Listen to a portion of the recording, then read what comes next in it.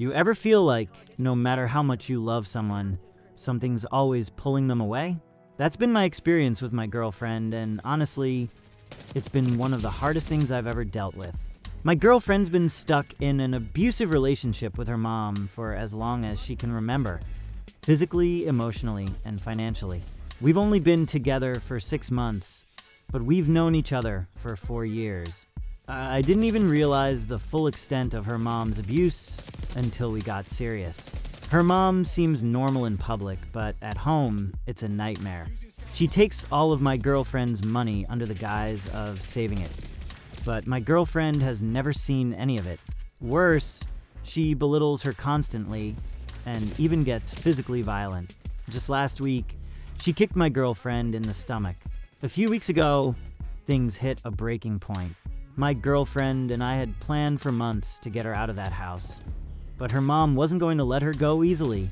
The day we tried, it got ugly. Her mom grabbed her by the hair, trying to drag her back inside. I had to get between them, and she even tried pushing me to get to her. That's when we called the cops. We got my girlfriend out of the house that night, but despite everything, she went back. I know it sounds crazy, but abuse isn't just about violence, it's about control. Her mom's had that kind of control over her for so long that leaving felt impossible. By July 2020, her mom had tightened her grip.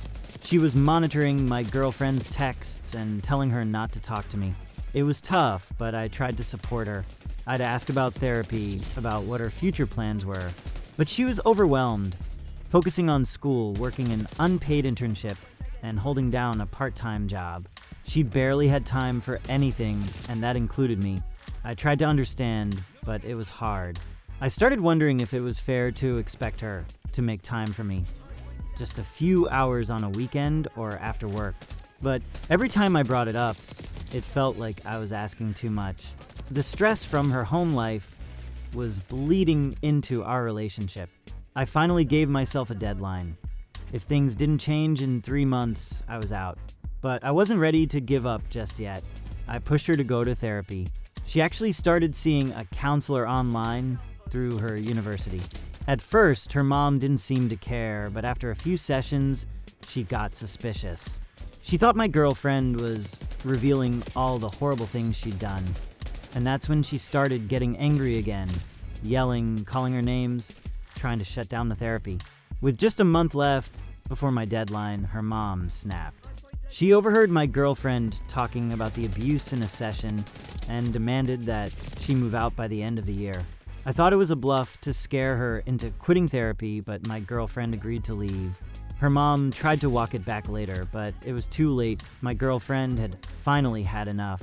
In December 2020, I helped her move out.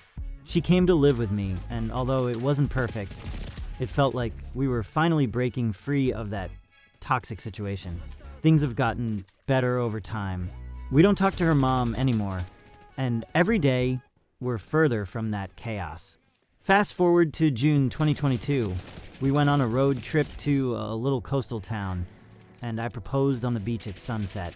We got married this year and are planning our honeymoon soon. Looking back, it feels like we've come a long way, but it also makes me think about everyone else who might be in a similar situation. If you're watching this and you're dealing with abuse, please know you don't deserve it. If you can, reach out to someone who can help.